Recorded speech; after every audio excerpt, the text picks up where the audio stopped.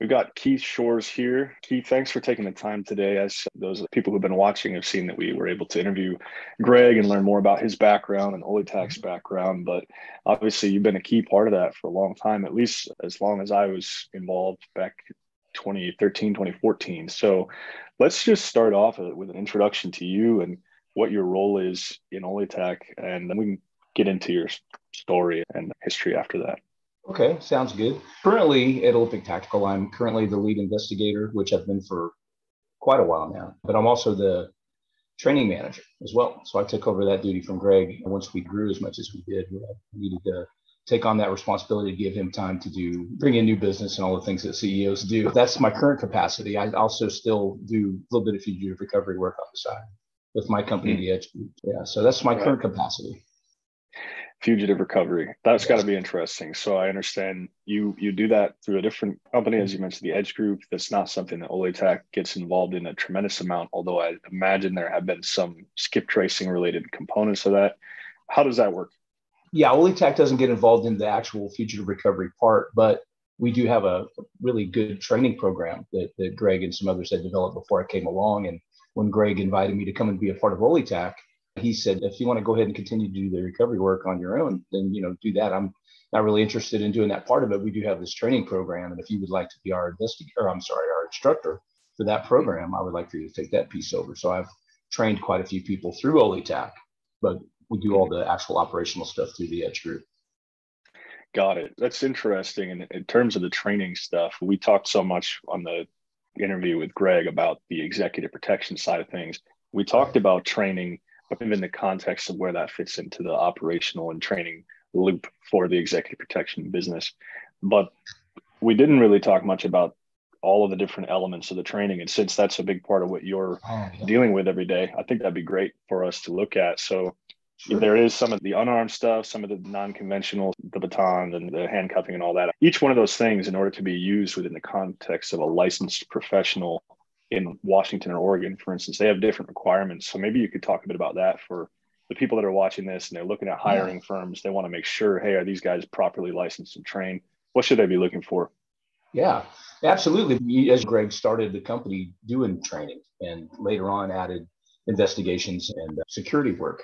And so that was really his big push in the beginning. And we've been doing it since, I think, 13, 14 years now, where he has. I've been with him for 10 now.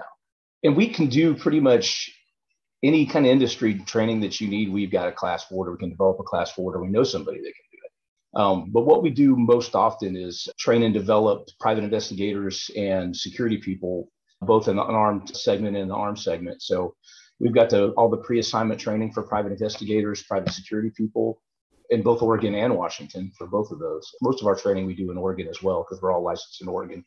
So it'd be things like the pre-assignment training, the beginning of the firearms training and the firearms training itself, like the classroom part, and then all of the actual range training would be the next segment of that if you're going to go armed. We do de-escalation training, medical training. Gosh, there's so many things. I'm trying to think about what to talk about first.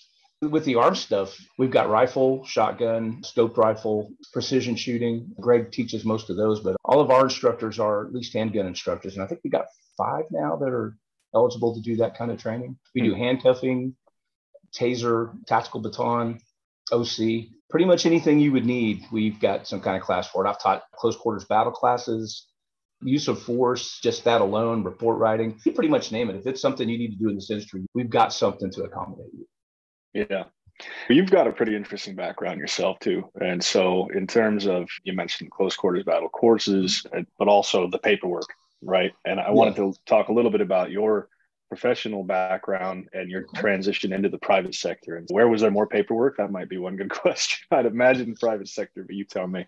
Oh, absolutely. Private sector, way more paperwork, especially at the level that I'm at right now, scheduling and getting all the paperwork prepared to send into either Department of Licensing or CJTC to get people either their license as a private security guard or a private investigator, and then to CJTC to get their armed certificate to attach to that. And then there's just a ton more paperwork. And helping Greg run a company, running 2 divisions of the company, there's a lot of paperwork involved. So definitely this side of the house is more paperwork than the military side was. So. Yeah, but you were in the military for a good amount of time, and this was I was only in for about 4 years. 4 years. Yeah, back in the late 80s, into the early 90s. Yeah.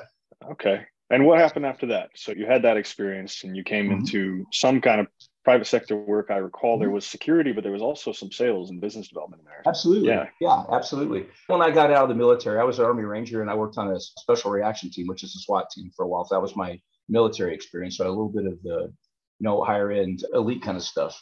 And when I left that, I started off just doing a little bit of private security, mostly doing it kind of like executive protection work, but it was like protecting diamond buyers when they would come around and either Mhm. buy or sell diamonds. They would come into the airport, we'd pick them up, take them all around and be their driver and protect them while they had money and diamonds on them. And then Yeah. we would drop them off when they were ready to go back or at their hotel if they're going to stay a few days. And so that's when I first dipped my toe in the private sector. I ended up getting a job with Target stores for a while doing loss prevention. That was surprisingly fun and exciting. I thought it was going to be hokey at first. I was just trying to kind of make money until I could get really Sure. entrenched in the private sector because I didn't know enough about it at the time. Man, it was awesome. I got some training through some of the private trainers that were a lot like OlyTac back in the day that Mhm. got me prepared to do that kind of work with Target stores. That some of the best training I've had with regard to interrogating and interviewing people and covert investigations. It's surprisingly robust and quality training. That's interesting. We have a guy that we work with, I believe it's Mike Kanan, who Yeah, also was involved in loss prevention at a pretty high level. And that's right. it was a lot more involved than I imagined. But you think Yeah, about it, there are actually these kind of rings that steal specific types of products, and they do that's it correct. place after place. They've got a lot of method and strategy, and even you find online communities where they organize and like these sites can be taken advantage of, and you're using your VPNs, and we're going to get all the Xboxes and PlayStations and Oh, flip yeah. them. Wow. So it's moved into quasi gray area cybercrime as well as the Mhm. people just coming in to smash and steal stuff. So it's Absolutely. quite a thing. Yeah, I Do did a you lot of that. We had a team called the national team that I was on for a while that was all about breaking up external fraud rings. And we did a lot of work with local PD. We worked with Secret Service quite a bit. There's a lot of counterfeiting that was happening and bad checks and credit cards, things like that. No, it was a lot of fun. It's good training. It's good work. Yeah, that's interesting. I thought about I don't know if it's the same as Walmart, but I know in the past, I've gone into Walmarts and I try to get out as quick as you can, but you get in there, you get what you Yeah. need. And I found they do money processing. They've got like Western Unions in there. They've got the gift cards that are for sale up into the $500 range denominations. So there's a lot of potential for fraud. It's an interesting environment. So with that, you're doing this stuff and you get from there to working with OlyTac. What's in between? Oh, wow. I took a pretty decent break for a while. I was really interested in culinary arts. So I became a chef, Really? worked in Alaska for a while cooking and learning how to cook, and then worked for a few restaurants after that down in Texas and a little bit here in Washington. And so that's what the Target source took me to Texas. But after I left that, I started working at a restaurant and was managing a restaurant for a while. And one of our chefs was really undependable. He was a really Hmm. talented chef, but he was real flaky. And I ended up having to jump in and take over as chef every once in a while. So I had to train myself really quickly to do that kind of Hmm. stuff. Really developed an interest for it. And from there, I had a kind of a distant relative who was running a commercial kitchen in Alaska. And I went to Alaska, kind of out in this remote bush village, Galena. And he was teaching me culinary arts. And then we would together teach the classes at a residential school there. And then on the Hmm. side, I used my ranger skills to teach cold winter survival classes and teaching kids how to navigate with GPS and things like that so that they could go out and enjoy the wilderness without getting hurt and knowing what to do if their snow machine broke down and things that they Yeah. could do to stay warm and fix their snow machine and navigate their way back. Yeah. That's cool. Yeah. Interesting. So when I was a kid, I was in Vermont, born there, and it's certainly not as harsh as Alaska. I was a kid in the 90s, so this was a little Mhm. bit before we could spend all day on the internet. And so they'd send us outside, and you basically have this kind of lumberjack ethos there. Okay, you're 8, so you're going to go out there now with your BB gun and your lighters and matches, and if you fall in the river, here's how you don't die. Right? Yeah. Good I think information. all these kids now, they'll probably just freeze to death. So Yeah. they wouldn't go outside to begin with. So you were up there in Alaska. You went from Texas to Alaska. So these are both Yeah. pretty extreme environments. Do you ever get bored in comfortable Western Washington? It's hard to get bored in the industry that I'm in right now with all the different things I've got going on. I'm Sure. busy all the time. And one of the things I think I did right, and I won't there's a lot of things I didn't do right, but the thing that I did do right is diversified and got a lot of different licenses, a lot of different certifications. So there's always something new and different for me to do. And I feel like I can bring something of value to each one of those things. So I don't really ever get bored. That's I good. got more bored in Alaska than anywhere just because it's so remote. And in the off season, I would travel a lot. But no, I don't really get bored. But I tell you what I did get was being in Texas in the summertime, building houses for a while. It gets, God, 110 degrees on a roof. And then in Alaska, I witnessed 70 below. So that's probably the most extreme temperature I've ever been in. So anything in between there, I'm good. I don't bitch about weather much. That's quite a range. So you got a 170 degree range. So anything in the middle, I'm usually good to go, man. It just doesn't bother me. It's acclimated. Good to know. So I have had the opportunity long time ago, I guess maybe 5 years or so, to learn a bit of the surveillance from you, a little bit of the pistol side of things. I was able to pick up some of that before I was entirely confined to laptop-based work as I move around a lot. That's a lot of fun. I'm glad you did that.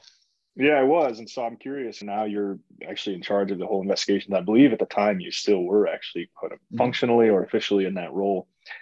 OlyTac's grown a lot since then. Back at the time, it was like 4 or 5 kind of subcontractors pool, maybe a little bit more sometimes. Now it's significantly larger. Do you find yourself in a more managerial oversight, supervisory type role, or do you still get out there and? Yeah, there was a time I did have some injuries and illness that kept me down for a little while, and I really needed to focus on some more of the managerial, more administrative duties, just because I couldn't do as much in the field as I once could. But I'm pretty much out of the woods with regard to that. I have been for several months now, and I'm really getting back into operational stuff again. But I think just as a natural evolution of my career, I'm at that place with OlyTac where I needed to step into a manager role, whether I was ready for it or not. And I do enjoy it. It's good. But there are times when I go long periods of not being in the field that I miss it because I feel like that's what I was meant to do. But you can only do that for so long. I'm 56 and broken. I have to settle my mind on I can be an asset as well in a managerial level. And especially I love being an instructor. All that stuff I'm still able to do. And I'm getting back to where I'm through physical therapy and getting healed up. I'm getting back to where I get back in the field again as well. So I've just started doing that within the last 2 or 3 weeks, getting back out there again. On the level that I used to. Yeah. I think that's something that OlyTac has as an advantage. And I think probably some clients are discerning enough to appreciate. Maybe some clients don't know as much about what to expect, but within our industry or industries, how they overlap, having the people in management and business leadership roles who are actually also operationally experienced or capable, that's very valuable. And it often sets apart the quality that you can expect and the people you end up with actually doing the work. The standard that they're held to is often defined by the example they have to follow. I completely agree. I remember most of my career, no matter what I was doing, and I've done a lot of different things, I've always respected leaders who had been in the field and done or whatever the thing was, that they actually did it and they did it well and they achieved some level of notoriety for their skill set at that level. Because people who hadn't done it and came in here and tried to supervise or manage, they may have been good supervisors or managers. A lot of times they were. A lot of times that's what we needed. But I always respected and learned more. And I thrived under people who had done it because it would give me, like you said, something to try to achieve, try to reach myself. And if I'm not learning from people who are above me, really all you're doing is managing me. And then if in that case, just turn me loose and let me do what I do. So that's kind of the way I look at it. So I'm trying to be that to the guys. I think Tim spends a lot more time with getting the guys out in the field, unless it's an investigation or I've got my guys in for training. I'm usually in training people from other companies. So I don't get to spend as much time with them as Tim does. But when I do, I try to be a good example and influence. And I think having been there, done that, and having achieved a high level in the military and in my personal career sets a good example, and it makes them want to follow you. It makes them want to do a good job for you. Right. Yeah. And ultimately that's to the benefit of the client. And these kind of things are relatively high stakes as far as work goes. So it's important that there's accountability and people know what to expect and what is expected of them. So what I wanted to ask you in terms of those expectations, what you found internally, and you're dealing with other companies, obviously to speak in broad trends here, but what would you like to see more of in our industry, risk management broadly, dealing with high profile clients, and what would you like to see less of going into 2023 and the rest of the decade ahead? Yeah. I think one of the biggest mistakes that security companies make, especially and even private investigation companies and some of even the big, really quality EP agencies over time, tend to want to grow too fast. They try to take on too much at one time. And it's like in a combat or war situation, when your advance outruns your logistics, that's a bad thing. You can't support it. So what I see is a lot of the companies are running too fast toward chasing a dollar, and they end up getting in a position where they just have to hire people that maybe not be the quality that they had looked for when they started. And so a lot of the quality of people that they're sending to me to train to be firearms, people that are armed, sometimes it's just not there, and they're sending too many of them. And I'd like to see maybe slow down a little bit and think a little bit more about the mission, think about a little bit more about quality and less about just growing and growing as quickly as you are.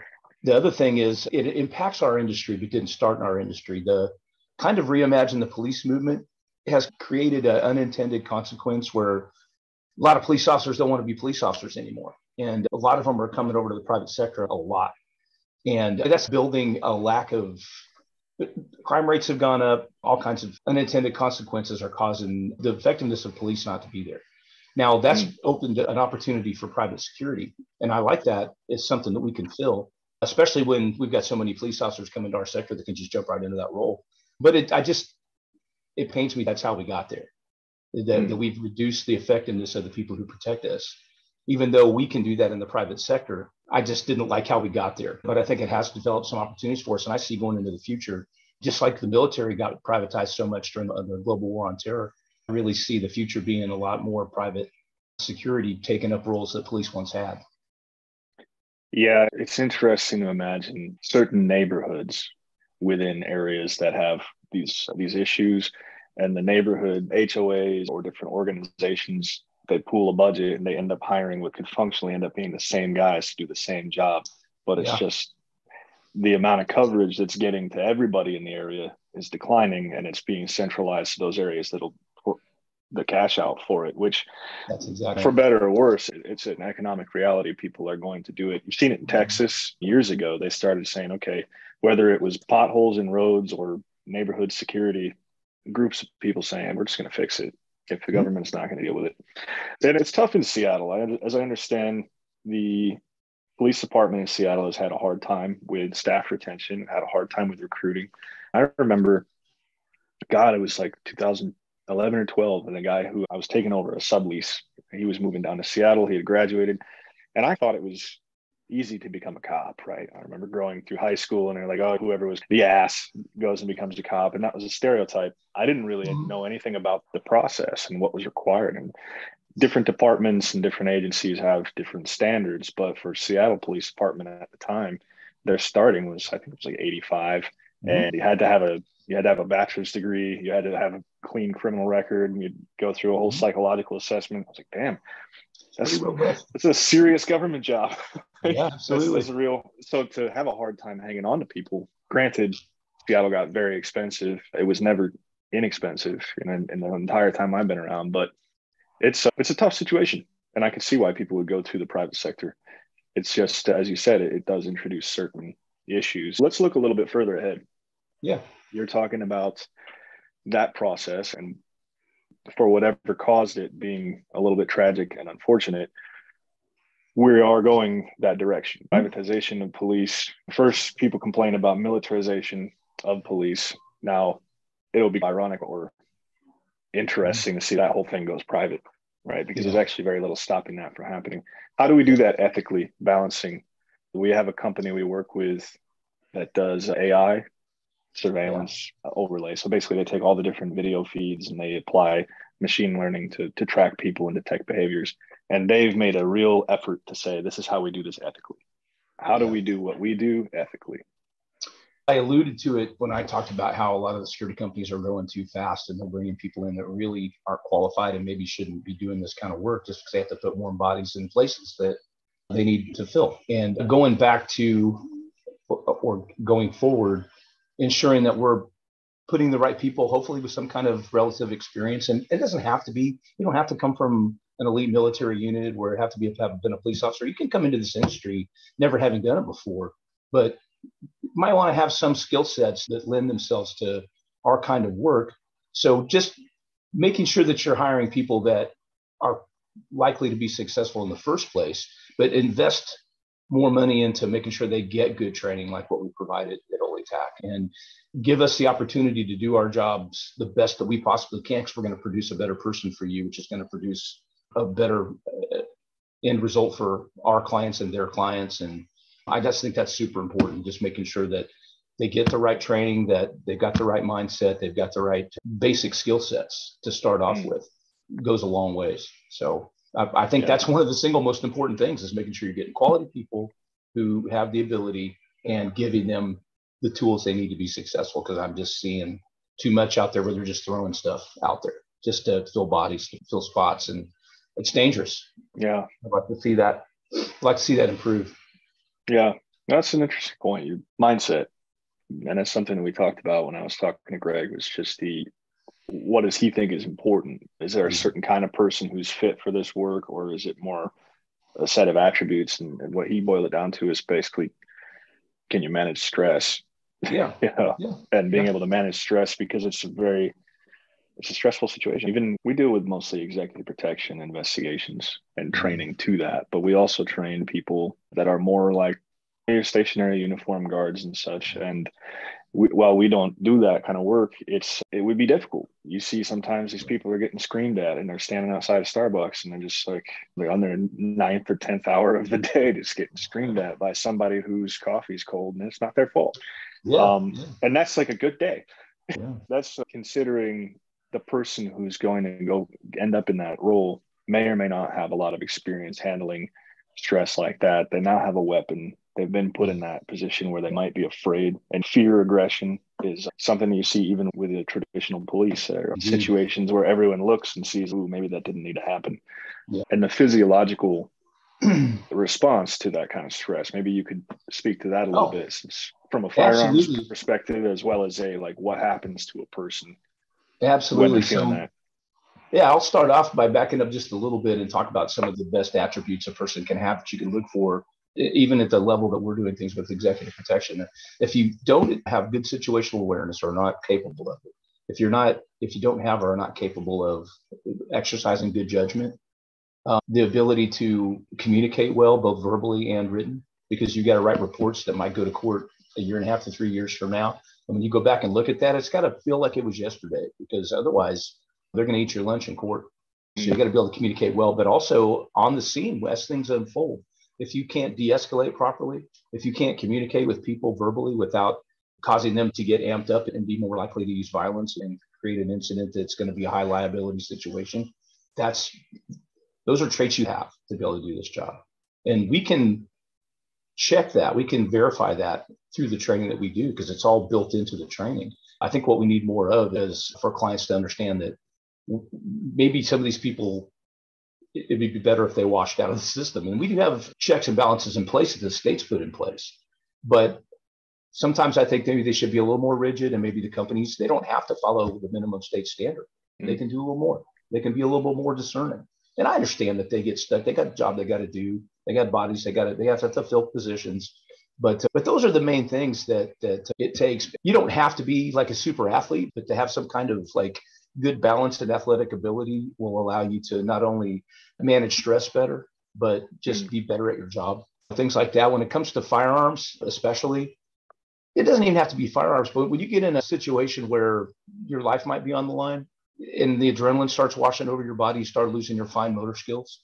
And if you don't train a lot, so that's another thing, is continued training after we're done with you. You got to keep training. Those companies need to have training in place, and there's a certain responsibility to the individual agent to do their own training, to keep themselves that honed edge, that tip of the spear kind of thing. Because if you don't put in the reps and build the neural pathways and muscle memory that it takes to react when you're under stress, and adrenaline and other chemicals are washing over your brain and you lose your fine motor skills, if you haven't practiced to do things with gross motor skills and done them over and over again to where you just react, and when you don't have a lot of time to think, that's a recipe for disaster. So those are all things that have to happen for you to be successful. But situational awareness, like I said, you got to understand the world around you. You got to understand what's normal, and when things aren't normal, you got to pick up on that. You got to, with a relaxed kind of alert, constantly be paying attention to your environment, never with your nose in your cell phone, or we call that condition white. And then we've got condition yellow where you're relaxed, but very alert and looking at the horizon. So you're taking everything in. And then when something pops up that catches your attention, we call that condition orange. And you focus on that directly. And it could just be something that caught your eye because it was shiny or pretty or whatever, sure. But it could have been a threat. And if it's a threat and we recognize it as such, you're in condition red, and it's either fight, flight, or freeze. And freeze is not a good option. Sure. So not seeing it coming is what will cause the freeze function. But you want to be able to sometimes running is the best thing to do. Sometimes running is the right thing. Find cover, create distance, do that kind of thing. But if you have to stay and fight, you got to be ready for it. You got to see it coming. And so you have to got those reps in, have the muscle memory to do whatever it is you're capable of doing at that time. And just for it to just happen, just for your body to just take over and make it happen. That's super important. Again, judgment, huge. If you don't make good decisions, if you made bad decisions throughout your life, either find a way to change that or don't do this kind of work, because sure. You are going to be sometimes you'll be on your own. A lot of times we're on our own. We don't even have any backup. And our backup, if it's coming, is a minimum of 8 or 9 minutes away, but more likely 30 minutes, an hour. You never know. And you're there with your post orders and the things that you've been taught in your SOPs and your op order, and that's a guideline, and we want to stick to them as much as we can, but you got to be a little bit creative. You got to think out of the box. No plan survives first contact is what we always said in the military. So when things go sideways, you got to be able to adapt, and without good judgment, that just isn't going to happen. And you got to be able to exercise that you got good judgment in certain situations. I really like the Oregon initial training for security officers. They call them private security professionals in Oregon. They really go into detail about different models of how to analyze situations and react to them. And then there's, in addition to an exam that you have to take, there's an assessment that's done where they give you a scenario. And in that scenario, there's 6 different models that you have to perform properly to show that you can work your way through them in a organized fashion. And then at the end, you write a little miniature report with their report writing technique. And I just think it's superior to any of the other basic security training I've seen, because they make you show them that you've used good judgment and that you know what to do. And that those suggested models, you understand what they mean. And then you can not only understand them, but you can talk about it or write it on paper. You can apply it to a scenario and do it correctly. I think those things are super important. And it does give you a chance to gauge if they have good judgment or not. And then beyond that, like I said, once you train, you got to continue to train. You got to continue to get the reps in. I think those are the 3 biggest things. Communication, again, a huge one. Having good de-escalation skills, which again, we have a really good de-escalation class that we do. That's a combination of 3 or 4 different other de-escalation programs that we've taken the best of all of them and combined them into one. And I'm really happy with that and proud of it. And I like to teach it. For the longest time, I'm encouraged now because we're teaching it way more than we used to. But there was a time when I get why we have to teach so much firearm stuff, because again, you'll probably never use your firearm. But when you do, you better be able to do it well and quickly without having to think too much. It just happens and you're skilled, right? So we have to train a lot to get to that level for something we'll probably never do. But what we hardly ever did was train people how to de-escalate. Nobody asked for that training for the longest time. For the first probably 5 or 6 years that I worked for OlyTac, I could count on one hand how many people asked me for de-escalation training. But every other day I was on the range teaching people how to shoot. And again, I get why we do that, but I don't get why we don't ask for de-escalation training. We're getting that a lot more now. We've got a lot more people asking us for it. We have some regular customers who do it on a regular basis and retrain and recertify, because that's just a communication skill set that if you don't have it, there's no way you're going to be successful. You're going to cause a lot more liability for your company. Bad things are going to happen to people because you weren't able to bring that tension level down. And maybe your actions escalated because you watch too much television or movies and you think this is the way it's supposed to be done, which is another huge problem, by the way, that you probably don't even want to get into. But I'd say those are probably, again, I tried to name them and then go into them a little deeper. What I would say going forward, we can do as an industry to better prepare people to step into those roles that the police maybe used to do and do as good a job. And so, because it's coming, it's not going away. So let's do the right thing and make sure the people that we put out there, whatever scale or whatever level they're on, that they're prepared for it and they have the tools they need to be successful. Yeah, that's interesting. From an ethics perspective and from a practical getting the results we want perspective, the communications and psychological focus is it is encouraging to see that's been in more demand and that we have been able to teach more of that. Obviously, the outcome for talking a situation down is beneficial to everybody involved, but there's also just the practical application of it, because it's, as you said, you're far more likely to deal with a situation where you need to talk your way through it. You need to be able to deal with that other person as a person who's going through something. That's something that Greg mentioned as well, from this emphasis on the de-escalation and the conflict management stuff. It's just, the person could be having the worst day. They might have a medical issue that's happening and we're not able to understand that. We don't know what they're going through. So having the ability to take what otherwise might take somebody a lot of study of psychology and communication and compress that into a training program that can be delivered within is it a day?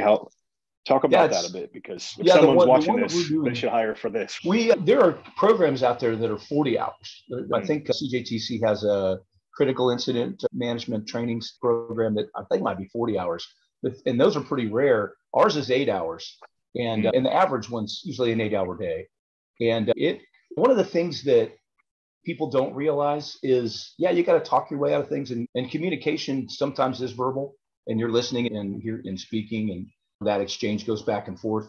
But 90% of what we say to other people is through body language, and people don't realize that. And it's subconscious, and we don't even know what we're telling people with our body language many times.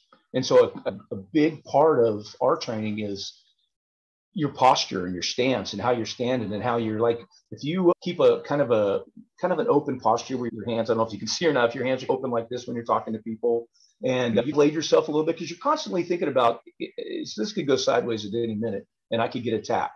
So I have to think about protecting myself, but not project that I'm thinking about protecting myself, because it's hard to build a rapport with somebody that thinks you're on guard from them.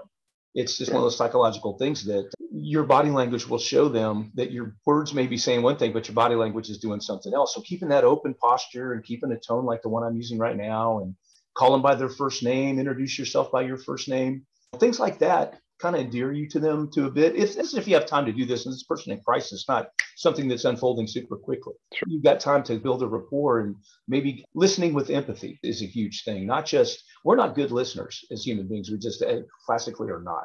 We don't listen with the intent to understand people. We are listening for our chance to get involved in the conversation again and say what we want to say.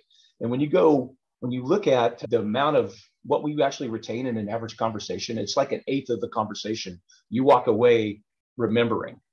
The rest of it just goes out the window until you listen until you learn to listen with empathy, where you actually care about the person, the outcome, and you're not trying to solve people's problems necessarily. You're not even necessarily trying to agree with their plight, but you just want them to know that you understand and that you're there to help them. And one of my biggest things that I try to do more than anything is to let them know that, hey, look, maybe the path you're going on right now, this escalation, is going to cause you another problem that you're going to have to deal with. And it's going to make the current problem that you have even worse. Whereas, look, you can't take away what's already happened, but we can go back and maybe build a different outlook going forward. And adding more problems to your existing problem is not a good idea.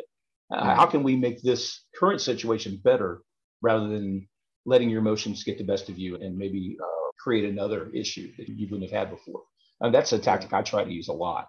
And once you've done it a few times, it's a little easier. But again, it literally goes back to just even your posture and the way you carry yourself. So micro expressions, the way you stand, all that stuff, all that kind of stuff.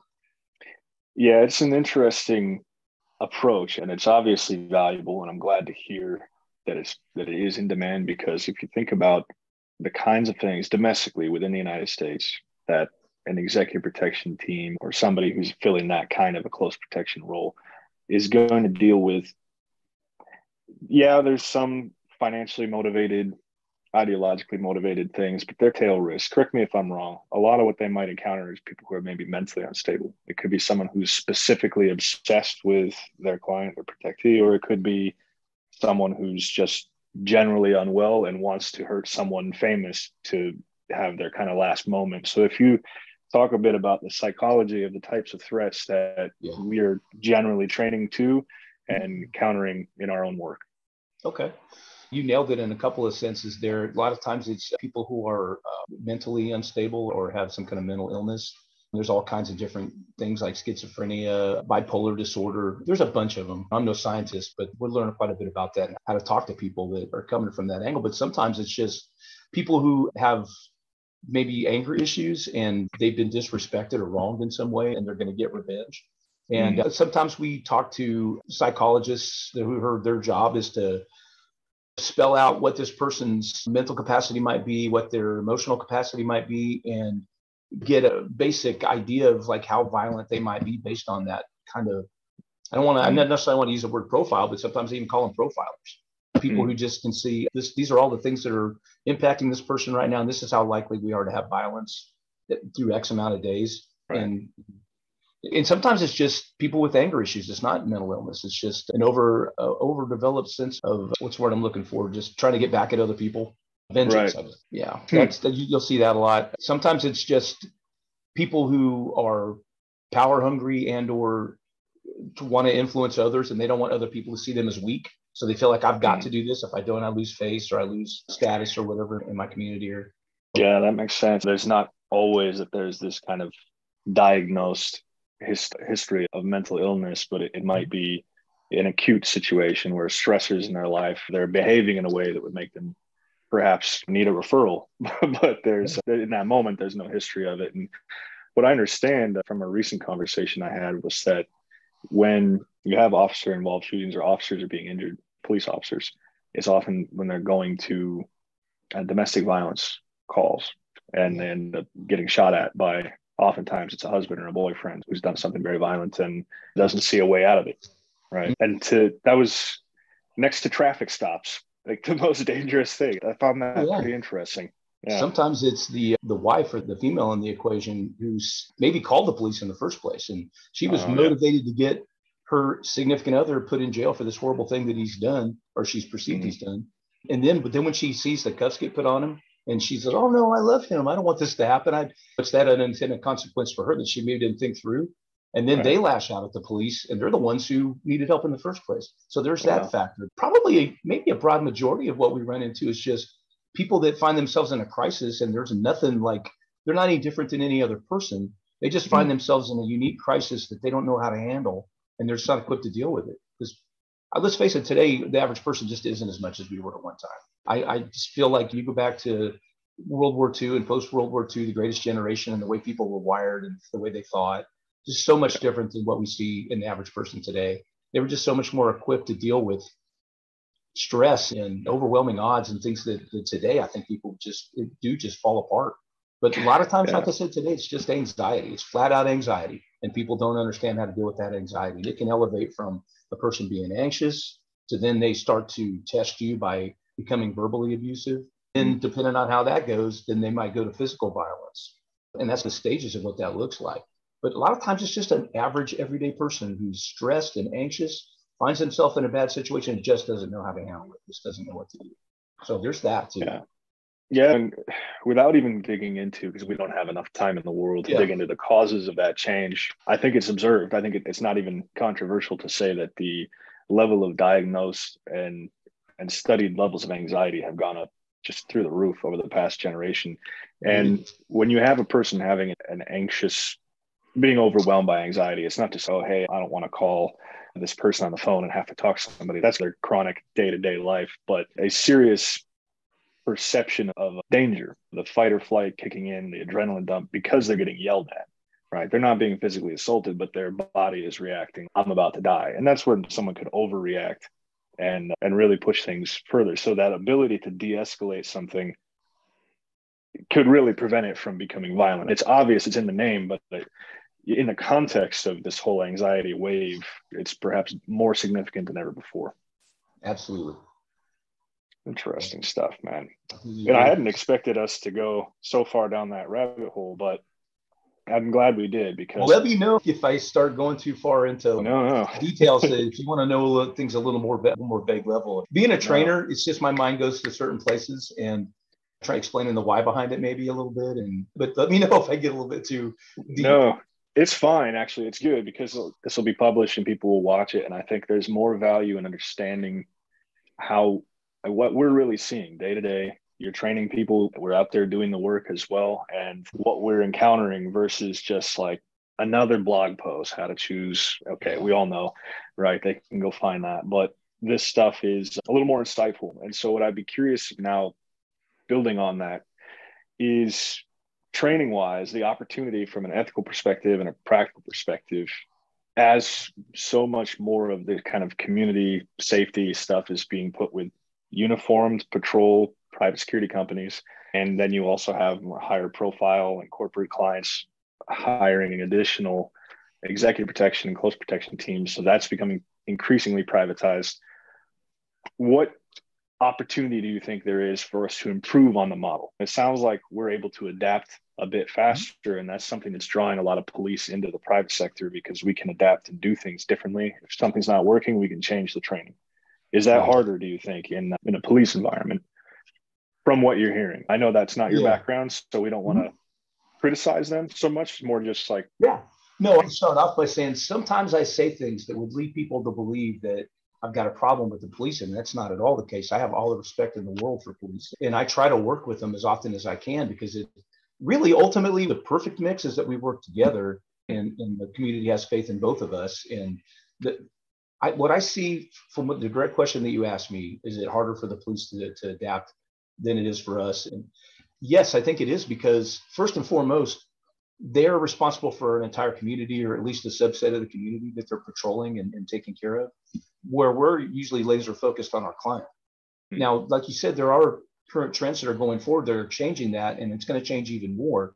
You mentioned like homeowners associations hiring private security contractors to patrol their neighborhoods to do some of the things that the police might not get there fast enough, or they're strong enough anymore. And that's been happening for a long time. But another trend we're noticing, like during the time that the CHOP was in place on Capitol Hill, there were some private sector guys running around in full like plate carriers and ARs and helmets, and we're wondering, as private investigators, our associations are getting together talking about how are they doing this? What is this? Is this even something they can do under their license?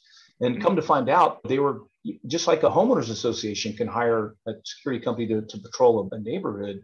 A business district can hire a security organization to patrol an entire business district. And so traveling from one of those businesses to the other is within their scope. So it appears that they're running around the city willy-nilly, just handling stuff, right? Where there's a reason behind that. So our perception, what we saw initially was like, okay, that's weird. How can they do that? I think that's wrong. To, oh, that's innovative. That's a really good idea. And and I see a lot more of that going forward.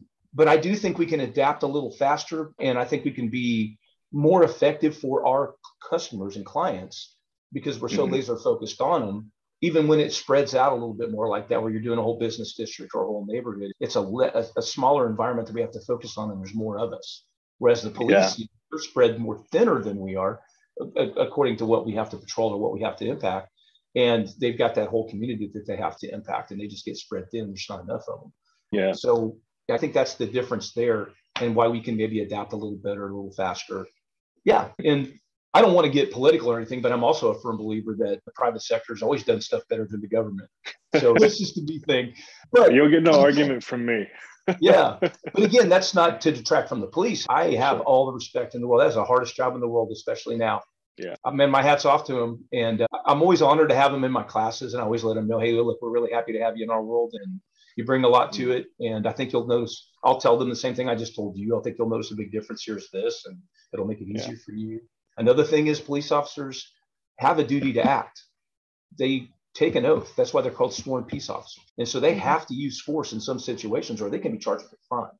They have what's called qualified immunity that protects them from some levels of civil charges and go into civil court and some liabilities. Right. But if they project some sort of malice, or if they use excessive force, clearly they can still get sued in civil court.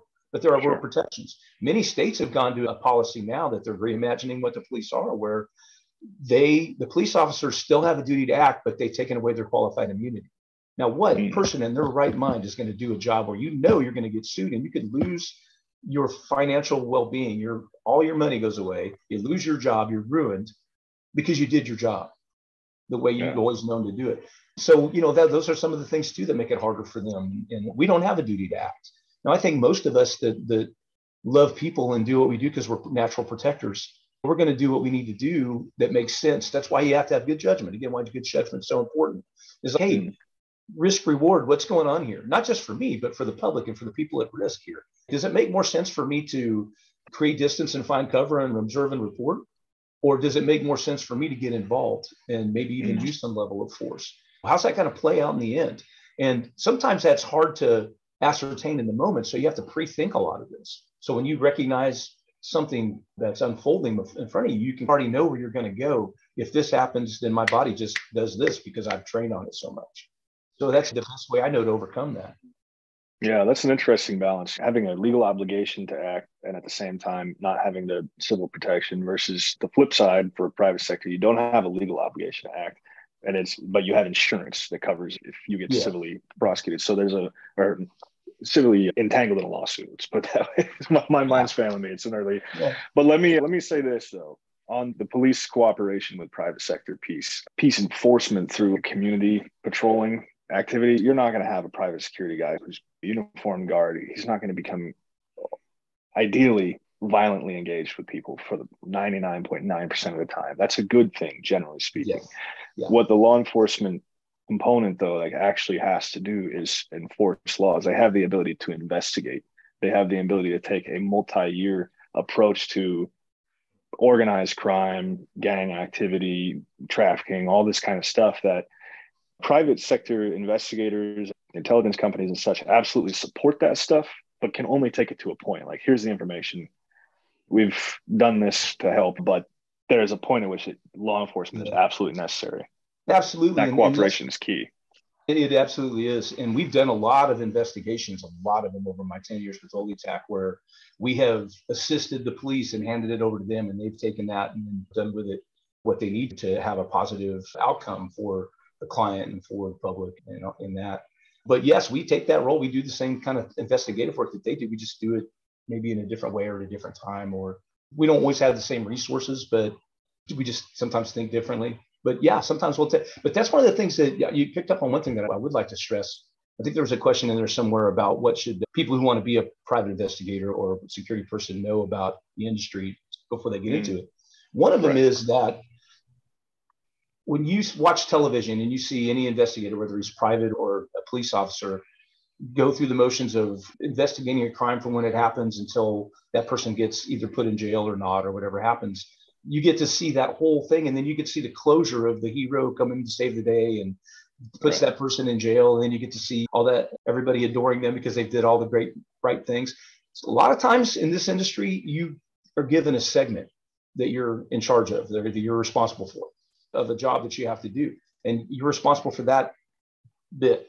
And once you've done it and you hand that work product over, many times you never get to hear what happened in the long run. You don't know what happened in the end. You don't get that same closure that maybe if you're a police detective, or I know it's one of the things between my bail enforcement work or my fugitive recovery work and my private investigator work, there's almost always some kind of closure with the fugitive recovery stuff. Like I'll either catch them or I don't. And when I do, I put them in jail, and I see that closure. I get to take it from the beginning all the way to the end. A lot of times in private investigative work, even in EP work and executive protection, you get it to a certain point and then the client decides they don't need you anymore. And you're just, that job's over. And you don't get to see what happened to that person later on down the line, or, how that panned out. Whereas with the recovery work, you get to see the whole thing. And it's in 601 half a dozen of another. I love both. Absolutely love both. Sure. But there's something to that closure, though. There's something to seeing it all the way through.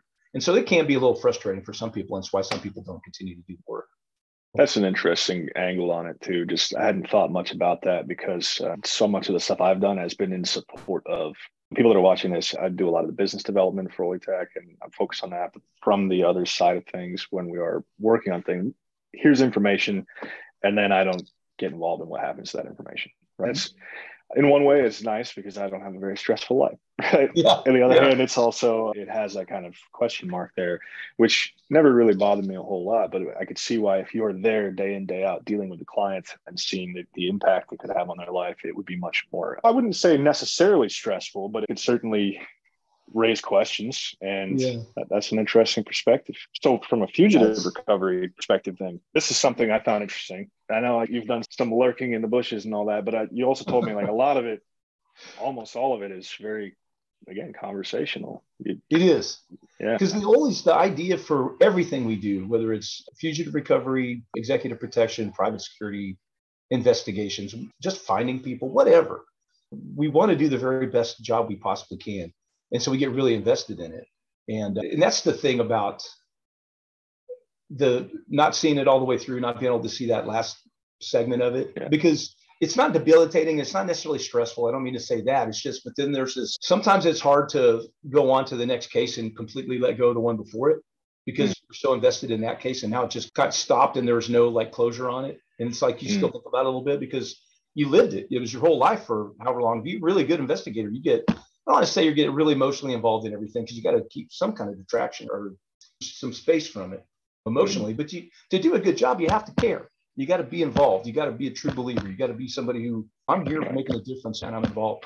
So to not see it all the way through makes it a little, it's rough sometimes when you don't get to see that all the way through. But it's not, you get right back into the next one, start getting involved in that, and you're totally invested in that one. And so it's not a big deal. But, and I got off track a little bit there. Remind me again what the original question was, because it reminded me of some things from the last question.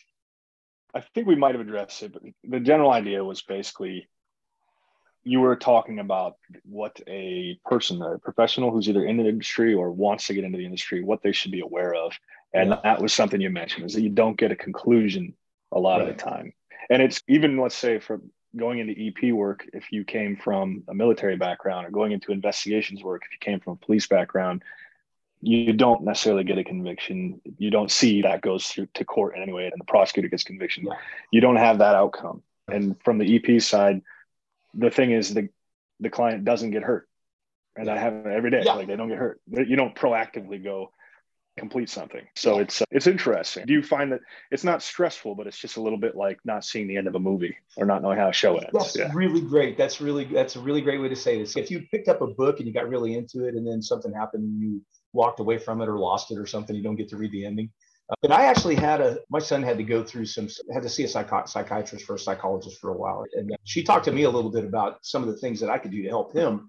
And one of the things that we found out was that I'm one of these people that I have to finish everything I start. I never quit. And so she actually challenged me to watch movies and read books. And so it's interesting you said that. Try watching a movie, and if you really like it, get invested and then turn it off and walk away. And I'm like, I can't do this. It's really hard for me. So I had to make myself, the worst was starting a book and having that kind of investment. So it takes so much longer. And to get into that and then just set it down or give it to somebody else and walk away from it. And for the life of me, I couldn't understand how that was a good, and I'm sure she had her reasons for asking me to do that. I'm probably just so thick-headed I didn't get it. But I made myself do it and I hated it. And in the end, I didn't understand how that was going to help the situation. Because I felt like all I was doing was to teach myself how to quit. Because that's in my mind all it summed up to. It says, no, this is stupid. Why am I doing this?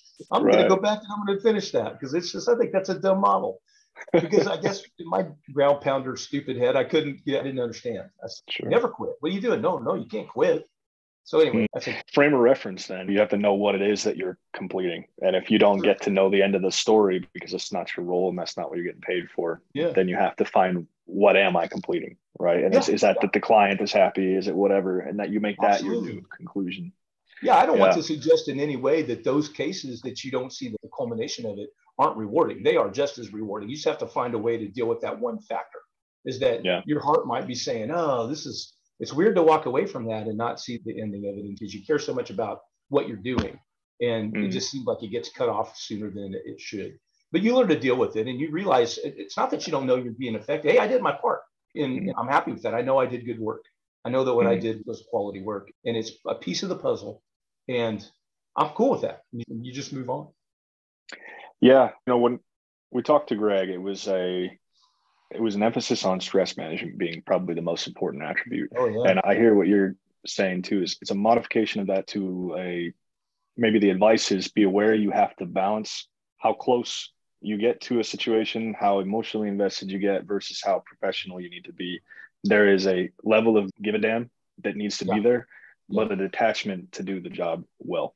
That's exactly right. And it's especially important in key work, executive protection, because there has to be this separation. You can't get too like familiar with or emotionally attached to the principal or any of the people that you're protecting. And there has to be that separation, has to be there. And you would think that the more you know somebody and the more you care about them and the more, hey, we're buddies or we're friends and I love this person, so I'm going to do everything I can to make sure that they're well. It doesn't have to be that. And it really shouldn't be. And there has to be that separation. Anybody who knows me knows that I'm a pretty gregarious guy. I like people, and I'm a guy that'll tell you I love you with no problem at all. I'll give you a big hug. So I'm that guy. But I know in certain circumstances, I've got to keep that distance. I've got to not get too close. I've got to go against sometimes my nature and be a little more cold. I don't mean that in a bad way. I just mean not as open, not as just, it's not healthy to have that relationship sometimes in the circumstances we work in. We can protect people better without it. Yeah, it is a matter of life and death. Otherwise, they wouldn't be paying. At least in some cases, it's only the insurance company or the management company that believes it's a matter of life and death. But someone's paying for it to be taken seriously. Absolutely. And if I have, for instance, I'm meeting my heart surgeon, I don't really need him to crack jokes. And I don't really want him to be all that invested in how I'm doing. Stay calm. Just fix my heart, dude. That's all I need you to do. I don't even need to know your name. That's a really good example. Yeah. It would be, let's say if I had for instance, my brother-in-law is a doctor and maybe he ends up becoming a surgeon. He just became a doctor. I believe they have an ethical thing where they don't do this. I'm not that familiar, but they won't operate on a family member because it can be. Yeah, that sounds familiar. That makes sense to me for the very same reasons why we don't. That makes perfect sense. If you're watching this and you know the answer to that, or you are a surgeon, comment. We're very curious now. Yeah. Keith, it's been a good chat, and I think we're going to have to do another one to pick up some of the other questions that we had hoped to get into because the hour just flew by. Yeah. If anybody wants to get in touch with you, are you active on LinkedIn or is it just there? No, I'm there. I'm on LinkedIn. I've got my own profile there, and I'm personally active. And absolutely. Great. So, guys, you can reach out to Keith on LinkedIn. It's Keith Shores or Keith at OlyTac.com. If you got any questions about training or investigations work through OlyTac, Keith's the guy. Right on. Okay. I'm really glad you were the one doing the interview, Colton, because you do a great job of taking the gobbledygook that I throw out there and making sense out of it for everybody else. You get me, dude. You get me. I really appreciate you taking the time, man. It's always good to talk to you, and we'll do another one soon. That sounds good. I'm always here for you, brother. All right. Thank you. Uh-huh.